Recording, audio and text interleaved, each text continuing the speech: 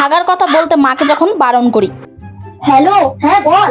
ও রিয়া, আরে পুটি তো, ও তো একটুখানি বাথরুমে গেছে পায়খানা করতে, বুঝলি?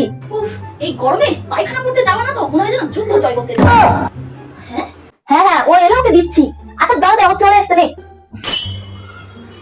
হ্যালো, হ্যাঁ শোন, আমি তোকে একটু পরে ফোন করছি, রাখ এখন। মা শোনো, এরপর যখন আমার কোনো বন্ধু বান্ধব আমার ফোনে ফোন করবে বাই এনি চান্স, আর তখন যদি ফোনটা তুমি ধরো আর বাই এনি চান্স আমি যদি সেই টাইমে বাথরুমে থাকি, তখন তুমি তাদেরকে প্লিজ এটা বলবে যে ও বাথরুমে গেছে, বাথরুমে, ঠিক আছে? আচ্ছা ঠিক আছে ঠিক আছে। মেয়েটার এত ফোন আসে, কি জানি কে আবার। হ্যালো, হ্যাঁ কে? ও পুটির বন্ধু। আচ্ছা বলো বলো। না না, পুটি তো এখন নেই, পুটি আসলে গেছে একটু হাত দে, বুঝলে? ও বাথরুমে কি গরম।